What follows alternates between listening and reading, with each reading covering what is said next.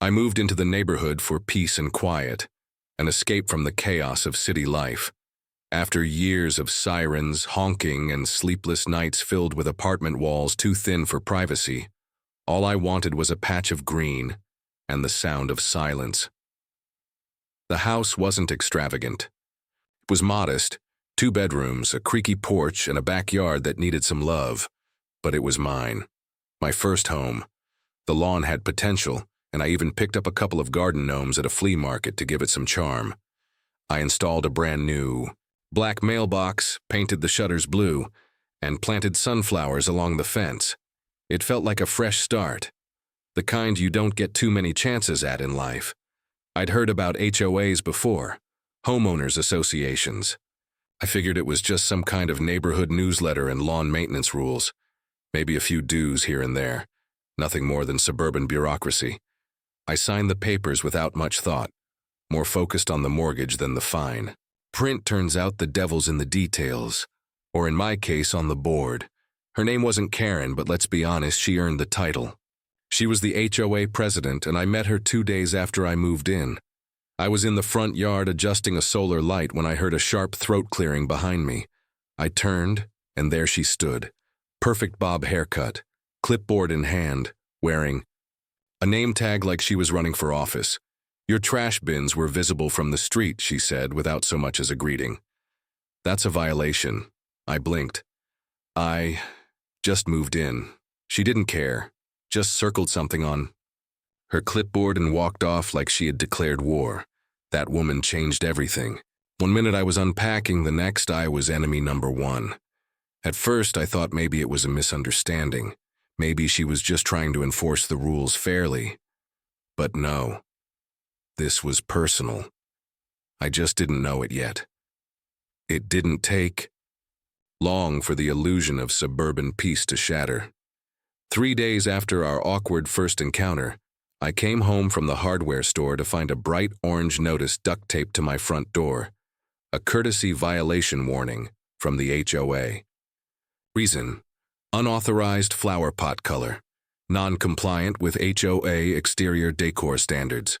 It was a flower pot, terracotta orange, the kind you can buy at literally any garden center in America. I stared at the notice, then at the flower pot, then back at the notice, half convinced I was being punked.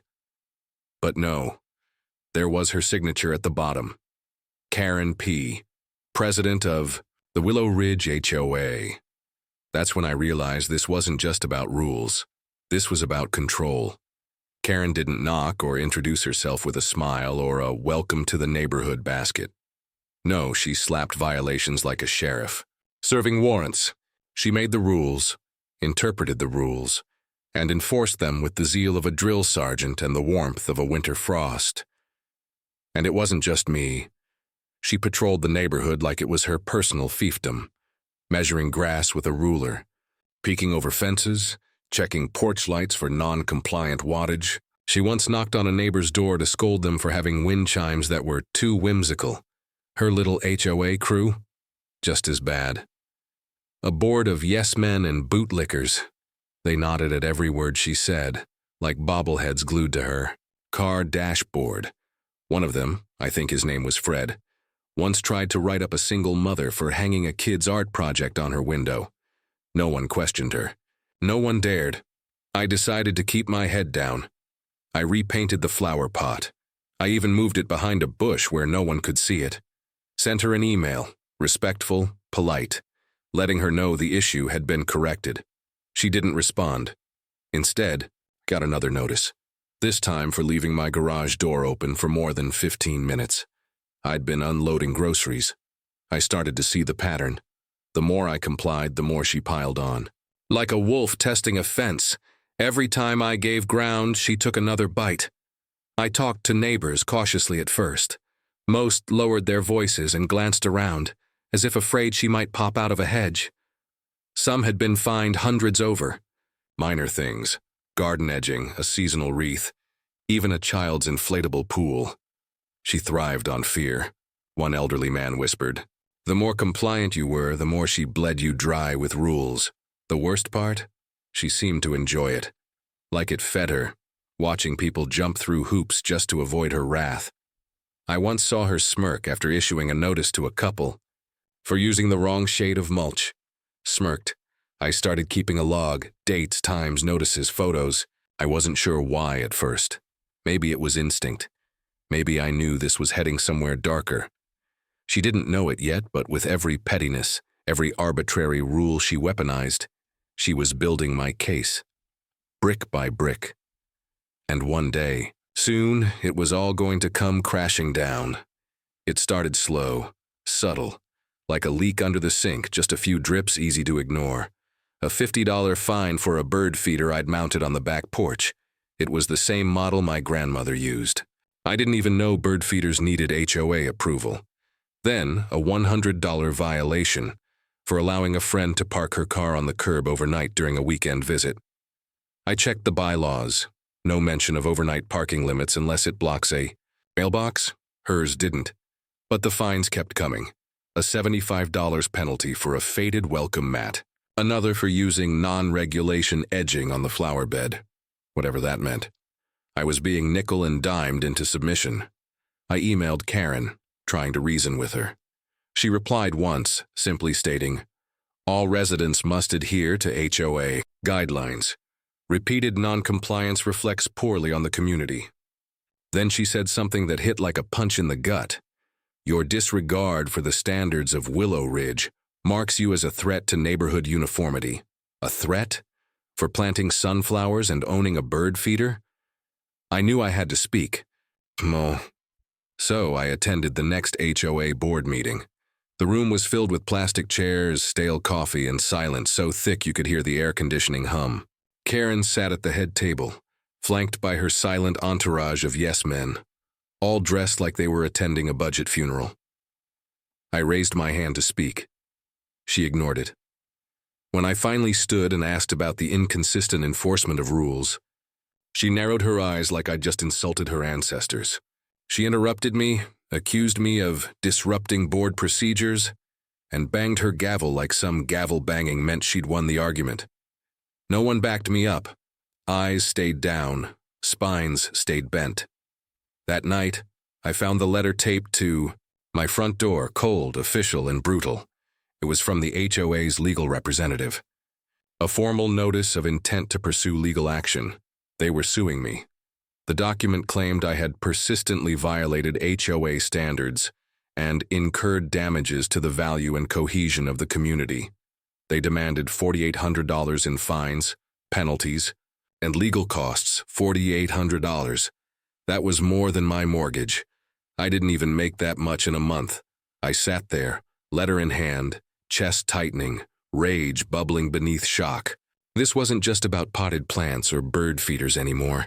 This was about power, about someone who thought she could crush people with paperwork and fear. That's when I knew I wasn't just fighting her. I was fighting the whole system, and I wasn't about to back down. Panic lasted exactly one night. I didn't sleep. My thoughts kept looping back to that number, $4,800. Rent money, food money, bill money. Gone, if Karen had her way. I lay in bed, staring at the ceiling fan spinning in slow circles, trying to figure out what I'd done to deserve any of this. But when morning came, the fear began to shift, turned cold, focused. I started with the HOA bylaws, the actual printed booklet that came with my welcome package, shoved in a drawer and forgotten. I read every word, highlighted, scribbled notes in the margins, and the more I read, the more holes I found. Karen wasn't just enforcing rules, she was making them up. I hit the local library next. The internet can only get you so far, and I didn't trust random blogs with something this serious. I found a copy of the state HOA code, which outlined exactly what powers HOA boards had, and what they didn't. Turns out, Karen had overstepped. Big time. I learned that fines over a certain amount required board votes with proper documentation. Karen had issued multiple without even a warning letter. She had sent violation notices directly, when they were supposed to go through a designated compliance officer. I even found that using HOA funds to hire a private attorney without board approval was illegal in our state, and she had done all of it, I started building a case. Every notice, every letter, I scanned and saved it. I took photos of my yard from every angle, printed screenshots of emails, even pulled footage from my doorbell cam showing when Karen dropped off the lawsuit letter without required notice. Then I started talking to neighbors, cautiously at first, just casual chats. But as soon as I mentioned I was fighting back, people opened up like floodgates. One man showed me a fine he received for non-regulation tree trimming when his tree was clearly trimmed by the city. Another woman, elderly and sweet, whispered that Karen once threatened to report her for code violations unless she voted a certain way at a board meeting. I documented it all, every single story. And then came the turning point. There was this older couple a few houses down, quiet, polite, kept to themselves. The husband handed me a manila envelope like we were in some Cold War spy movie. Inside, old HOA budget reports from years past. Before Karen took over, the differences were night and day. Under Karen's leadership, expenses for administrative costs had tripled. There were entries for consulting fees and discretionary purchases with no explanation. It wasn't just mismanagement. It looked like embezzlement. That night I sat at my kitchen table surrounded by papers, highlighters, and a $10 notebook from the discount store. My printer coughed and sputtered with every page it spit out. My laptop battery died twice. I had no law degree, no legal team, no suit and tie. But I had evidence. I had witnesses. And I had something Karen hadn't counted on. I didn't have a law degree, just a $10 notebook, a printer that barely worked, and a hell of a reason to fight. That's when I made the decision. I'd represent myself in court. No one was coming to save me, so I'd save myself. She couldn't just mail it. No, of course not. That would have been too professional. Karen showed up at my front door, wearing that smug little smirk, holding a large manila envelope like she was delivering a birthday card laced with poison. Per service requirement, she chirped, holding it out like a prize. See you in court. I took the envelope without a word and closed the door. Through the peephole, I watched her walk away with that stiff, triumphant posture, like a cat that had just dropped a dead bird on the rug. Let her strut. Her day was coming. The court date arrived faster than I expected. I didn't sleep the night before, but it didn't matter. My binder was packed, 200 pages of documents, color-coded tabs, timelines, photos, statutes printed straight from the state code. I wore my best clothes. Nothing fancy, just clean lines and confidence. Karen arrived with her lawyer, a tall man in a sleek suit who probably charged more per hour than my old car was worth. She didn't look at me, just whispered to her attorney and gave a thin smile like this was a formality. One final stomp on the ant before moving on with her day. We stepped into the courtroom, a plain room with beige walls and a quiet echo that made every cough sound. Criminal. The judge, an older woman with sharp eyes and a neutral tone, called the session to order. Karen's lawyer started off with practiced polish. He spoke about community standards, repeated non-compliance, and upholding neighborhood integrity. I waited. Then it was my turn. I stood up, cleared my throat, and handed the judge my binder. Your Honor, I began, I'd like the court to consider the full context behind these alleged violations. I walked through it, calm, factual, no drama. I showed how the fines lacked due process, how notices were issued without required steps, how Karen had bypassed board protocol. I included quotes from other residents, emails, photos, budget reports, all organized down to the page number. The judge leaned forward. Karen stopped smiling. Then I dropped the bomb. I'd also like to file a counterclaim, I said, for harassment, abuse of authority, and emotional distress. I have documentation to support the pattern of targeted behavior and improper use of HOA authority. Karen's head whipped around to her lawyer. That was the first time I saw her blink. Not smile, not scowl, just blink. Like maybe, just maybe, she'd miscalculated. For once, her clipboard couldn't save her. The judge didn't say much that day, just acknowledged the counterclaim, scheduled a formal hearing, and adjourned. But as we exited the courtroom, I felt it. The tide was turning, and Karen knew it. Sleep became a luxury I couldn't afford. For weeks, my nights were spent hunched over the kitchen table, surrounded by papers, legal codes, and half-drunk cups of coffee that had gone cold hours before. I highlighted clauses until the ink bled through, created timelines on poster boards, rehearsed arguments to the walls like they were the judge. The binder was no longer just a collection of evidence.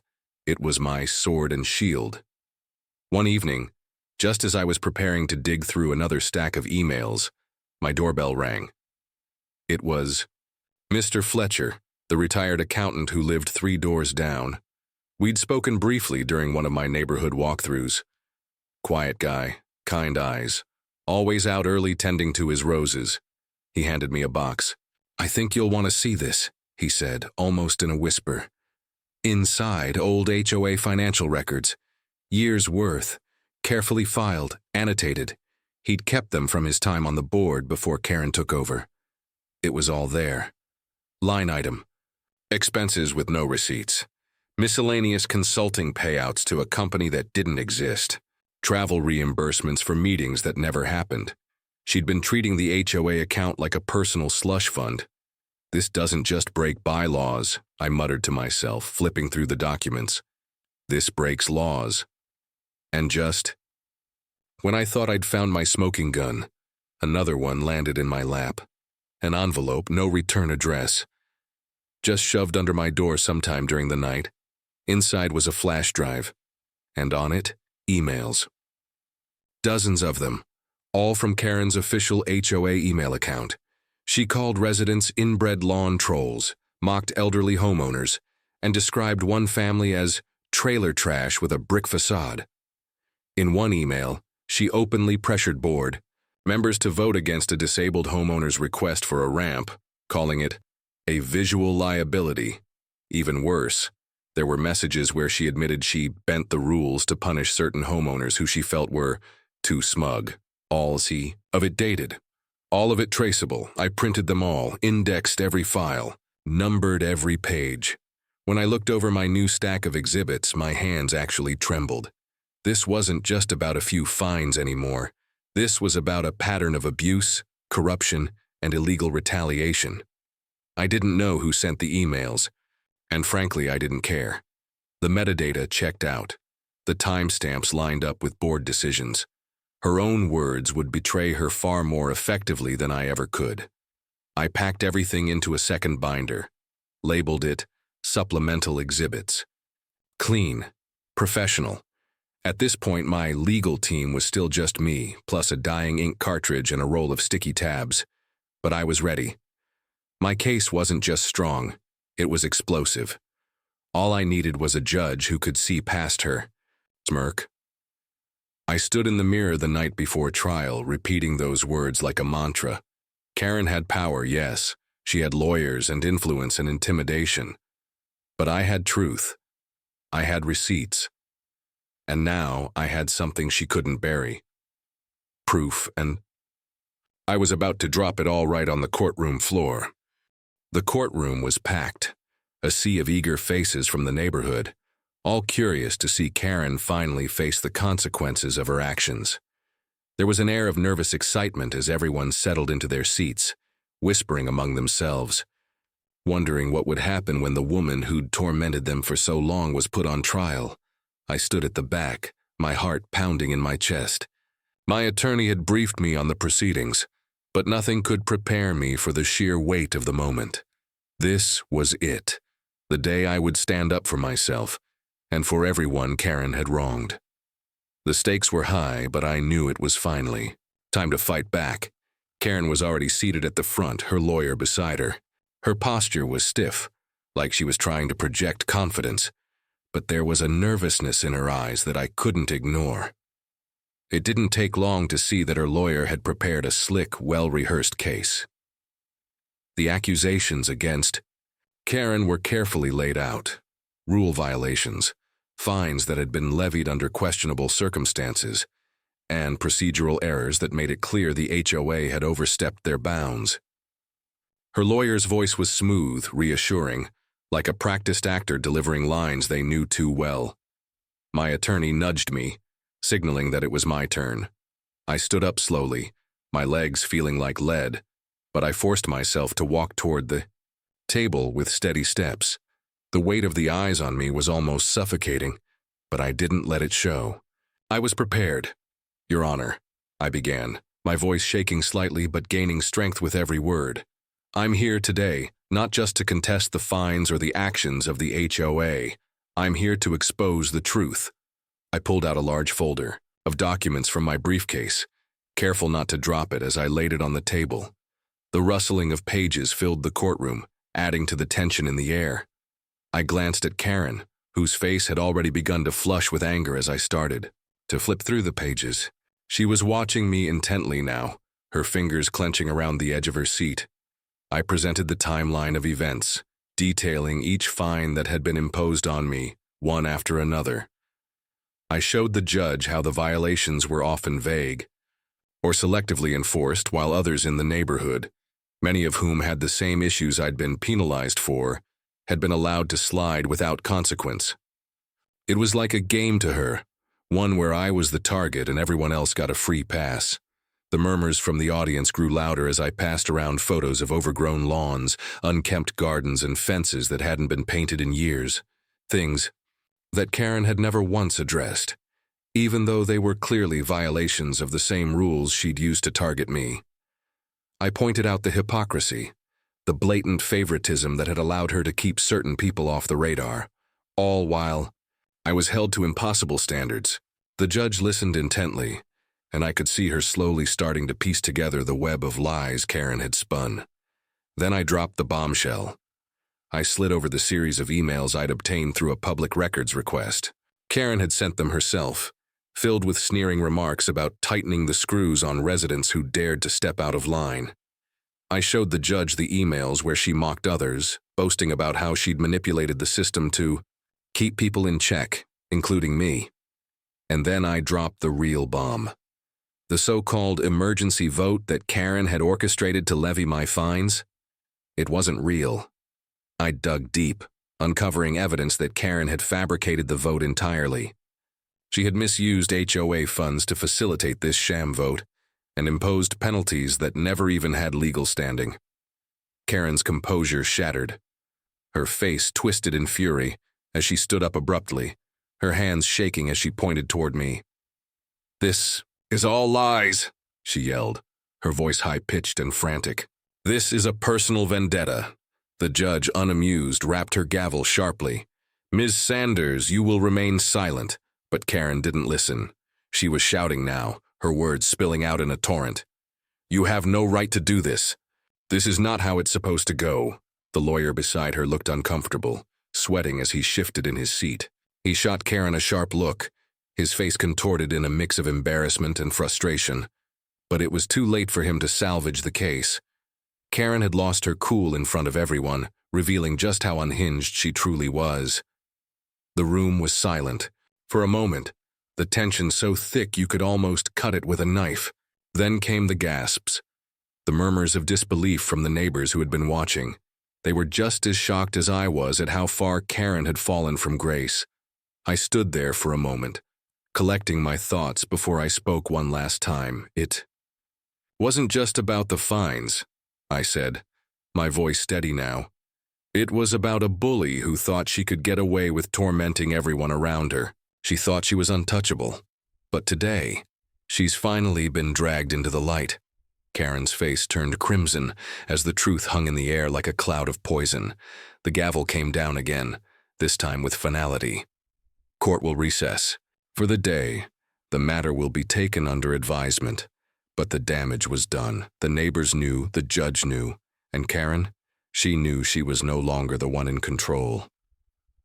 The courtroom was still when the judge returned to the bench. Everyone's eyes were locked on her as she flipped through her notes, her expression unreadable. The tension in the air was palpable, and I could feel the weight of it pressing against my chest. The moment had arrived. After careful consideration, the judge began, her voice steady.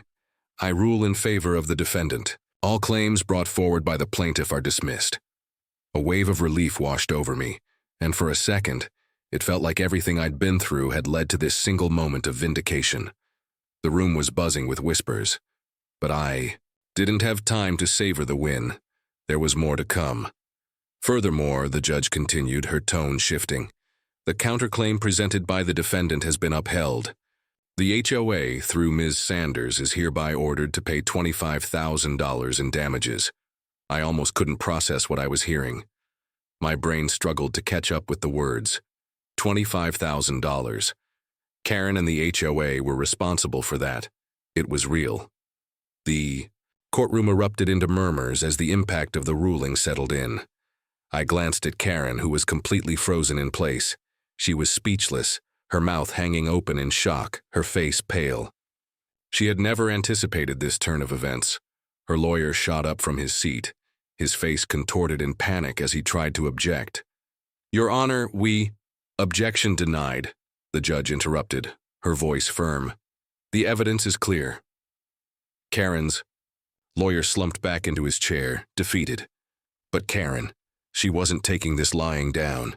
With an audible huff, she shot to her feet, her chair scraping harshly against the floor.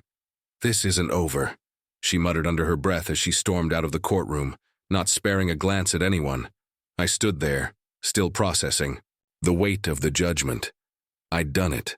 I hadn't just won the case, I'd taken down a tyrant, the very person who had made life miserable for so many, with nothing but truth and a busted stapler. And as the crowd parted to let me through, I couldn't help but smile to myself. This was the moment I'd been waiting for.